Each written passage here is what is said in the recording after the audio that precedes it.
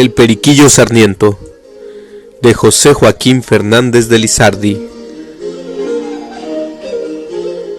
Capítulo 2, en el que Periquillo da razón de su ingreso a la escuela, los progresos que hizo en ella y otras particularidades que sabrá el que las leyere, las oyere leer o las preguntare. Hizo sus moinas mi padre, sus pucheritos mi madre, y un montón de aldaracas y berrinches revueltos con mil lágrimas y gritos. Pero nada valió para que mi padre revocara su decreto. Me encajaron en la escuela de mal de mi grado. El maestro era un hombre de bien, pero no tenía los requisitos necesarios para el caso. En primer lugar, era un pobre, y emprendió este ejercicio por mera necesidad, y sin consultar su inclinación y habilidad. No era mucho que estuviera disgustado como estaba, y aún avergonzado en el destino. Los hombres creen, no sé por qué, que los muchachos, por serlo, no se entretienen en escuchar sus conversaciones ni las comprenden, y fiados en este error, no se cuidan de hablar delante de ellos muchas cosas que algunas veces les salen a la cara, y entonces conocen que los niños son muy curiosos, fisgones y observativos. Yo era uno de tantos, y cumplía con mis deberes exactamente. Me sentaba mi maestro junto a sí, ya por especial recomendación de mi padre, o ya porque era yo el más bien tratadito de ropa que había entre sus alumnos. No sé qué tiene un buen exterior que se respeta hasta en los muchachos. Con esta inmediación a su persona, no perdía yo palabras de cuantas profería con sus amigos. Una vez le oí decir platicando con uno de ellos: solo la maldita pobreza me puede haber metido escuelero. Ya no tengo vida con tanto muchacho condenado. Qué traviesos que son y qué tontos. Por más que hago, no puedo ver uno aprovechado. Ah, fucha, en el oficio tan maldito. Sobre que ser maestro de escuela es la última droga que nos puede hacer el diablo. Así se producía mi buen maestro, y por sus palabras conoceréis el candor de su corazón, su poco talento, y el concepto tan vil que tenía tomado de un ejercicio tan noble y recomendable por sí mismo, pues el enseñar y dirigir la juventud es un cargo de muy alta dignidad, y por eso los reyes y los gobiernos han colmado de honores y privilegios a los sabios profesores, pero mi pobre maestro ignoraba todo esto, y así no era mucho que tornara tan vil concepto de una tan honrada profesión. En segundo lugar, carecía, como dije, de disposición para ella, o de lo que se dice genio.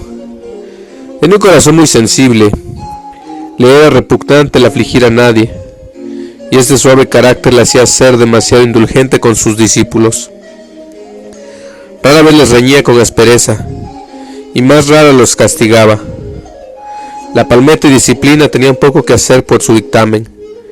Con esto, los muchachos estaban en sus glorias, y yo entre ellos, porque hacíamos lo que se nos antojaba impunemente. Ya ustedes verán, hijos míos, que este hombre, aunque bueno de por sí, era malísimo para maestro y padre de familias, pues así como no se debe andar todo el día sobre los niños con el azote en la mano, como con mitre de pesidio, así tampoco se les debe levantar del todo.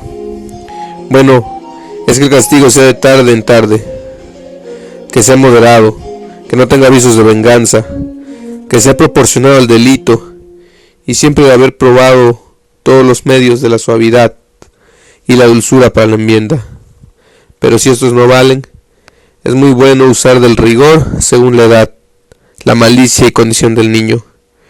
No digo que los padres y maestros sean unos tiranos, pero tampoco unos apoyos o consentidores de sus hijos o encargados. Platón decía que no siempre se han de refrenar las pasiones de los niños con la severidad, ni siempre se han de acostumbrar a los mimos y las caricias. La prudencia consiste en poner medio entre los dos extremos.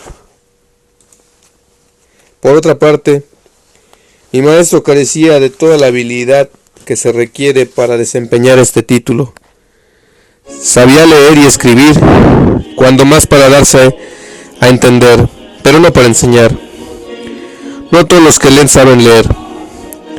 Hay muchos modos de leer según los estilos de las escrituras. No se han de leer las oraciones de Cicerón como los anales de Tácito, ni el panegírico de Plinio como las comedias de Moreto. Quiere decir que el que lee debe saber distinguir los estilos en que se escribe para animar con su tono la lectura, y entonces manifestará que entiende lo que lee y que sabe leer. Muchos creen que leer bien consiste en leer a prisa, y con tal método hablan mil disparates. Otros piensan, y son los más, que en leyendo conforme a la ortografía con que se escribe, quedan perfectamente. Otros leen así, pero escuchándose y con tal pausa que molestan a los que los atienden. Otros por fin leen todo género de escritos con mucha afectación, pero con cierta monotonía o igualdad de tono que fastidia. Esos son los modos más comunes de leer, y vosotros iréis experimentando mi verdad, y veréis que no son los buenos lectores tan comunes como parece. Cuando oyereis a uno que lee un sermón como quien predica, una historia como quien refiere, una comedia como quien representa, etc., de suerte que si cerráis los ojos, os parece que estáis oyendo a un orador en el púlpito, a un individuo en un estrado, a un cómico en un teatro, etc., decid, es decir, lee bien. Mas si escucháis a uno que lee con sonsonete, o mascando las palabras, o atropellando los renglones, o con una misma modulación de voz, de manera que lo mismo lea las noches de Young que el todo fiel cristiano, el catecismo, decid sin el menor escrúpulo, fulano no sabe leer, como lo digo ahora en mi primer maestro. Ya se ve, era de los que deletreaban C-A-K, C-E-K, C-I-K, etc. ¿Qué se podía esperar? Y si esto era por lo tocante a leer, por lo que respecta a escribir, ¿qué tal sería? Tantito peor. Y no se podía hacer de otra suerte, porque sobre cimientos falsos no se levantan jamás fábricas firmes. Es verdad que tenía su tintura en aquella parte de la escritura que se llama caligrafía, porque sabía lo que eran trazos, finales, perfiles, distancias, proporciones, etc. En una palabra, pintaba muy bonitas letras, pero en esto de ortografía no había nada. Él adornaba sus escritos con puntos, comas, interrogaciones y demás señales de estas, mas sin orden, método ni instrucción. Con esto salían algunas cosas suyas tan ridículas que mejor le hubiera sido no haberlas puesto ni una coma. El que se mete a hacer lo que no entiende, acertará una vez, como el burro que tocó la flauta, por casualidad, pero las más ocasiones se echará a perder todo lo que haga, como le sucedió a mi maestro en ese particular, que donde había de poner 2 puntos ponía coma, en donde tenía lugar la omitía, y donde debía poner 2 puntos, solía poner punto final, razón clara para conocer desde luego que erraba cuanto escribía. Y no hubiera sido lo peor que solo hubieran resultado disparates ridículos de su maldita puntuación, pero algunas veces salían unas blasfemias escandalosas. Tenía una hermosa imagen de la Concepción y le puso al pie una redondilla que desde luego debía decir así, pues del Padre Celestial fue María la hija querida, no había de ser concebida sin pecado original. Pero el infeliz hombre erró de medio a medio la colocación de los caracteres ortográficos, según que lo tenía de costumbre, y escribió un desatino endemoniado y digno de una mordaza, si lo hubiera hecho con la más leve advertencia, porque puso, pues del Padre Celestial fue María la hija querida, no, había de ser concebida sin pecado original. Ya ven ustedes que expuesto está a escribir 1000 desatinos el que carece de instrucción en la ortografía, y cuán necesario es que en este punto no os descuidéis con vuestros hijos. Es una lástima la poca aplicación que se nota sobre este ramo en nuestro reino. No se ven sino 1000 groseros barbarismos todos los días escritos públicamente en las velerías, chocolaterías, estanquillos, papeles de las esquinas y aún en el cartel del Coliseo.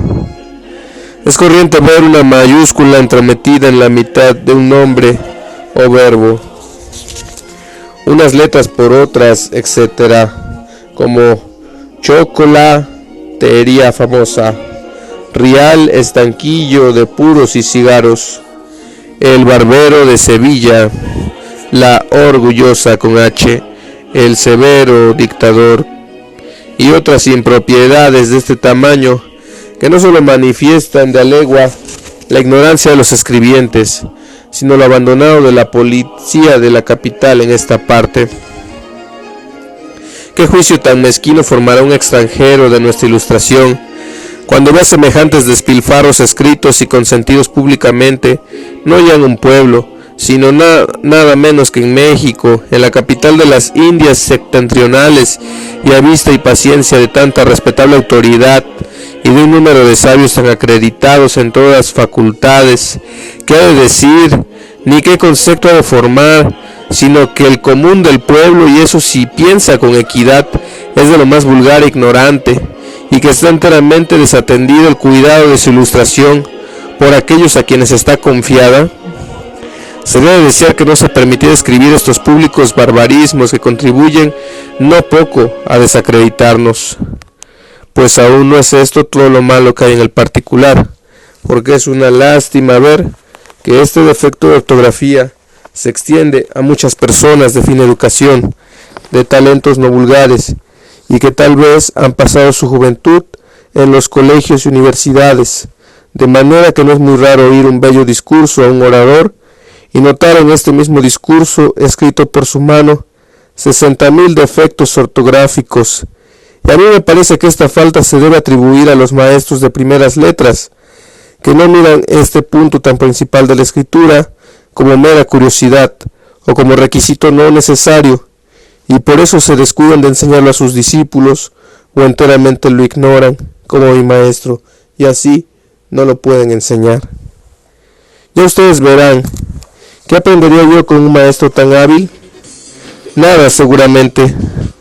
Un año estuve en su compañía y en él supe leer de corrido, según decía mi cándido protector, aunque yo leía hasta galopado, porque como él no reparaba en niñerías de enseñarnos a leer con puntuación, saltábamos nosotros los puntos, paréntesis, admiraciones y demás cositas de estas con más ligereza que un gato.